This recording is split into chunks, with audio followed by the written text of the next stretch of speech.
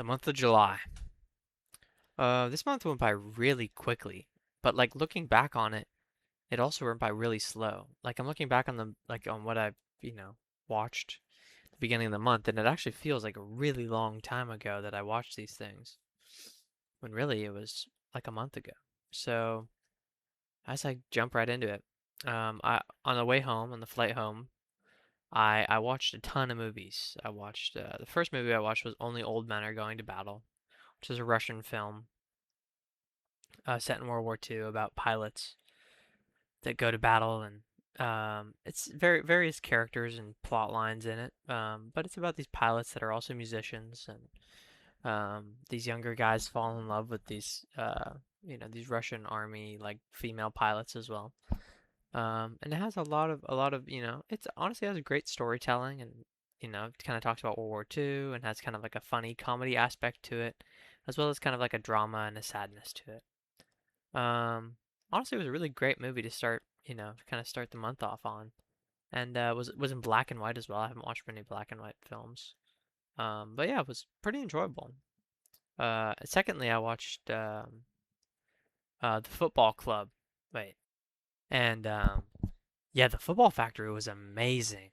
I mean, it truly was like just a really good movie. Lots of details, lots of like just like just vibes and atmosphere and film and film or like set design, and it just was just really it was a nice depressing film, and similar to Only Old Men to Go to Battle. And I just watched it, and it was just such a experience, such a good experience.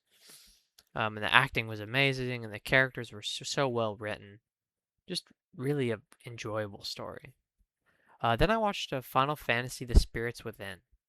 3D animated. The animation was amazing for the time period. I think it was made in 2001, which means all the animation was done before that. Probably in the late 90s, 99, 98, probably is when all the animation was done, maybe 1000. Um, and wow, it wasn't an amazing movie at all.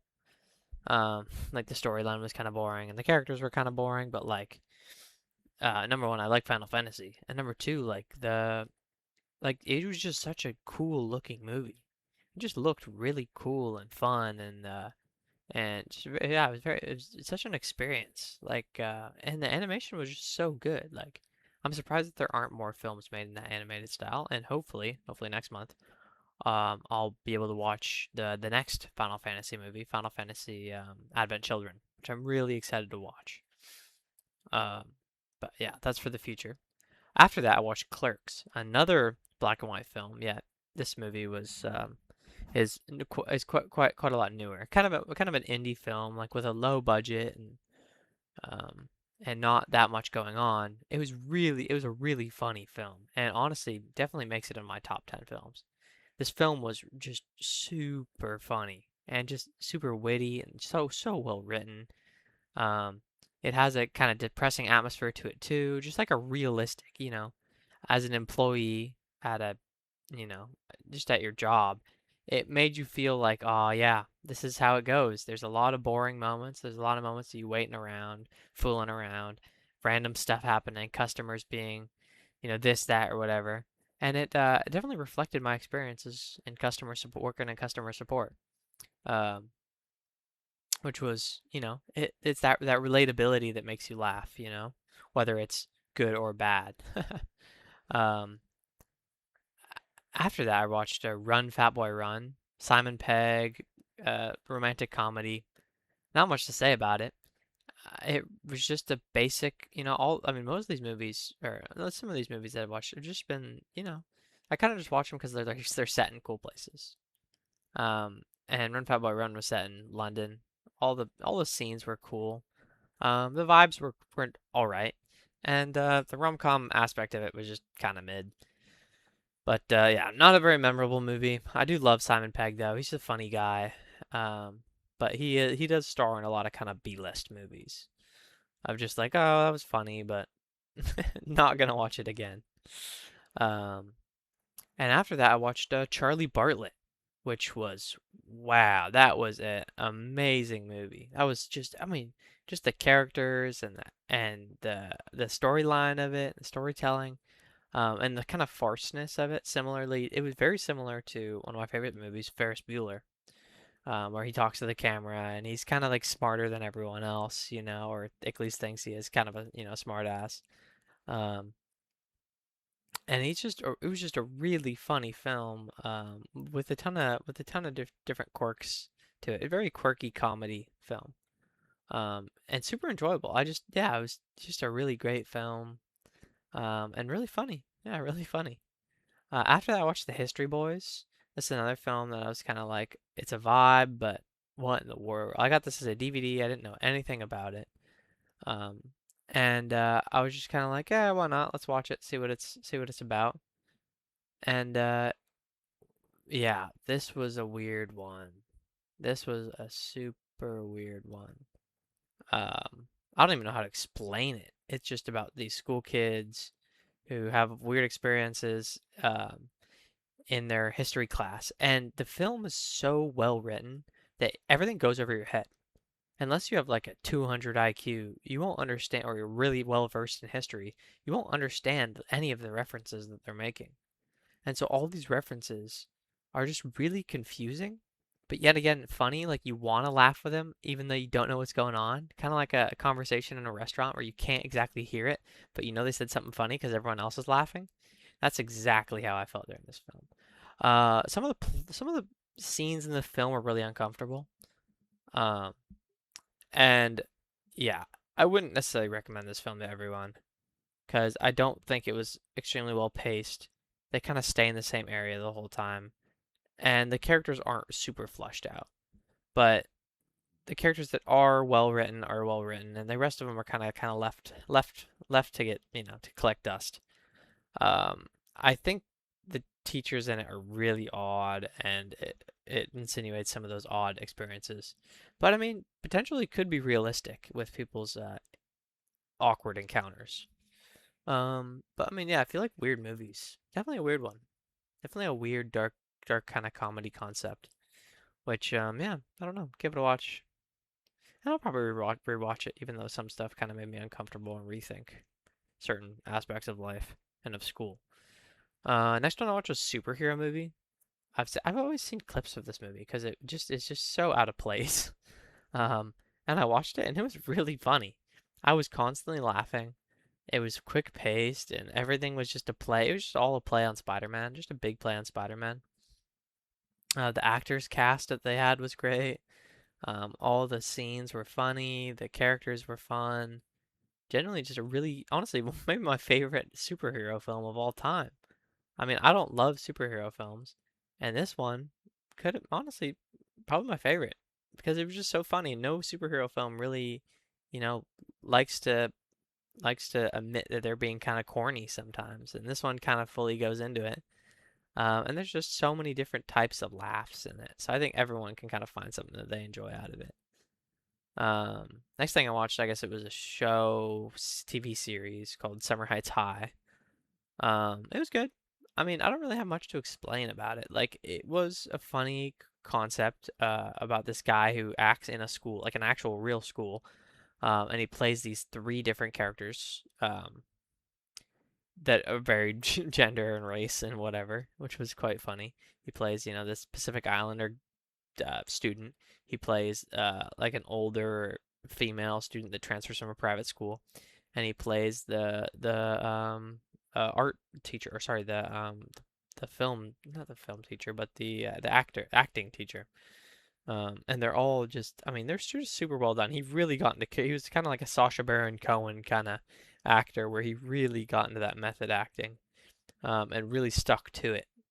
As well as being around real people the whole time and like, child actor, or not child, but like student actors, who I'm guessing went to that school, as well as a few other like actors and teachers, which was just a really cool concept.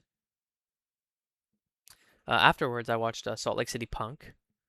Super cool film. It was just very interesting, good scenes, funny, good cast, funny, just all around funny, but also kind of sad, kind of depressing, Definitely a vibe though. If you like those kind of early 90s, thousands films with like the kind of grunge around the edges and bad stuff happening to all the characters, it's definitely a, experience like that.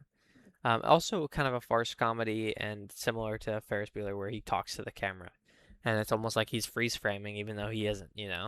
And he's kind of just staring off into the distance and kind of talking to you almost, it's almost like a one-on-one conversation with this guy trying to explain the scene around him, which is in a Bob Rossi kind of way. Super fun though. I watched Go. Recommended me on Netflix. I was like, I had no clue what this is going to be about. And honestly, kind of wish I watched it at Christmas. It's all set Christmas time. And though none of the things really have to do about Christmas besides the party that they go to, it does seem kind of like a Christmas film and seemed kind of out of place for me watching it in July. But it was a good film. It takes place from three different perspectives, which was really cool. All the characters were really well written. Some of the actors I'd seen in previous films, except one of the actors played like a very similar character to what he'd played in a previous film that I watched. Though I should look into that. Maybe it's the same director, so they kind of carried him over because they liked him so much. But who knows? I'll have to look into that some more. After that, I keep on watching these kind of comedies that they kind of explain the scene to you and they kind of are talking to you through the screen. Seems like kind of a subcategory that I like a lot is High Fidelity. That movie was really cool. Another one about working in record stores, which is something I've been watching a lot recently as well, with like Empire Records. And it seems to be a common concept among films, and it seems like a cool job to be honest. But yeah, High Fidelity was really fun. The actors were cast a little odd. Like Jack Black is kind of an interesting part for the role. He's kind of the comedic relief, of course. But it was a really interesting film. Rom-com aspects, interesting, kind of portray of a rom-com of how people cheat and stuff like that, and people break up and get back together, and it seems honestly pretty realistic relationship wise, like how bad relationships can be and how previous relationships can affect your current ones. So I think that I mean, I think it's a good movie. It's a movie that shows us how scars, affect you. And how people can change, but also some people can just stay the same. So yeah, honestly, yeah, really well written characters, really fun movie, and really funny as well. Uh, yeah, would highly recommend it. The next film I did not like that much. Born on the Fourth of July, Vietnam era film, which I have a love-hate relationship with. Um, or not Vietnam era, but Vietnam like flashback film. Um, and it's about this real guy's life, so I won't be too critical on it. But yeah, it was just kind of depressing. The acting was all right. Tom Cruise, he's a good actor. Not that much action. I was expecting more of an action film. Not that much action at all.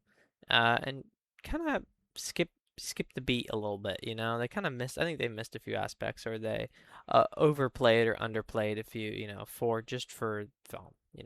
I know that war and life can be crazy, but sometimes it feels like they overplay it just for cinema and just for that engagement, almost the engagement bait of it.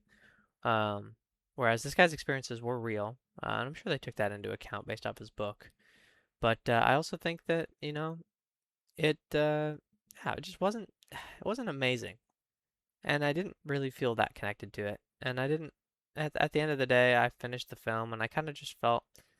I guess maybe you were supposed to feel sad because it's a depressing topic, a depressing film, but you almost kind of wanted him to win more. You wanted him to leave satisfied and he almost I mean it looks like he's happy but also like he's affected for life. Maybe that is just the most realistic and maybe I'm sad because it's realistic, but yeah, I don't really know or maybe have the emotional maturity to fully reflect on the film yet. But yeah, I don't think I'd watch it again. It was a really long film as well. It was like 2.5 hours or something, and I felt like it was just a little too overstretched. I didn't feel like the casting was amazing either. After that, I watched Career Opportunities, another film where they talk to the camera and they talk to you, very, very, Ferris Bueller-esque, and made by John Hughes. So, I guess it makes sense because he, you know, writer and director that is involved in kind of all these all those types of films. This was a really good rom-com, a really funny film. Um, Really enjoyable atmosphere as well. The town and the place that they're in and the characters. Yeah, it was just really good. And it's kind of just that 80s nostalgia as well of like, oh, like this is what America used to be like. This is what the world was like before, like all the tech. This is just how people acted back then. This is very stereotypical, you know? Um, and kind of a Romeo and Juliet story. No, I don't think that's a great description. Like a two people that fall in love that are really different from each other yet find the similarities in a difficult situation. Then I watched A Fish Called Wanda. Really was expecting a lot out of this film. Um, and it wasn't that good. I mean, it was good, but it was just kind of mediocre. And as much as I wanted to like it, I came out of the film, maybe I was just in the wrong headspace for it. I came out of the film kind of like it had funny scenes, but I didn't laugh that much. It had all right action, but I didn't care for it that much. It had some romance, but it was just really weird romance. And all that stuff kind of just accumulated into like a odd, it was made by the people who made like The Life of Brian, all those movies, Life of Brian and The Holy Grail and stuff. Um, it's made by two of the guys who did those. But yeah, I don't think it was an amazing. I don't think it was an amazing film. It was still funny. But yeah, I don't know. I'm not entirely sure what to think about it, and I think I still need to do some more reflection on it. But maybe in the future I'll come back to it and enjoy it more. Then I watched two kind of new age films that come out this year, which is uncommon for me to watch. I watched 72 Hours with Kevin Hart and a bunch of like the SNL staff and like comedians and stuff. And honestly, it was better than I thought it was going to be. I thought it was just going to be like, your basic new age Netflix film that you put on in the background and do your dishes and all your chores with because, that people aren't engaged anymore and people aren't, living in the present anymore. But no, it had some fun concepts. They didn't I mean, they did a really bad job with the parties though. Like I think anytime you thought the movie was going to have like an enjoyable party or like an enjoyable scene of like showing character development, they cut it and did like comedic relief and then action, which was really odd. Uh, so I didn't love that aspect of it, but yeah, I thought it was all right. It was just all right. I mean, it's a Kevin Hart film. I don't think most of them are ever amazing. He's a good actor, but he's more just that comedic relief, kind of yelling and stuff. Yeah, so it's just all right. Then I watched Bus Boys, uh, the um the Theo Von film. Theo Von, David Spade. That was really funny. It's funny to see people that you watched when you were younger, like Trevor Wallace. He made a cameo in it. Um, and it was just funny to see him going like, "Dang, I watched him when I was in middle school and thought he was so funny, and then haven't really seen him since." And then see him cameo in this film was like, "Dang, like what a full circle moment of like, he's in a film. He's obviously he's a famous comedian now, not just a YouTuber." Um, and just yeah, all around really funny. Funny to see him. Funny to see, it was a fun film. Film was just really funny in general. All the characters were kind of written, not well written, but all the characters were fun, and it was a funny plot line, and it was childish humor, which was like a plate I heard from other people, but I enjoyed it. I thought the childish humor was quite fun. It definitely challenges modern comedy as well, and it pushes the boundary back to like the early 2000s comedy scene. Whereas, they didn't really care about getting canceled or how people will feel about it or how people will get offended. They had a lot of scenes that kind of challenged the cultural norm of today, which was, it was cool. It was cool to see. Cool to see that people are still trying to make good comedy films with kind of edgier concepts.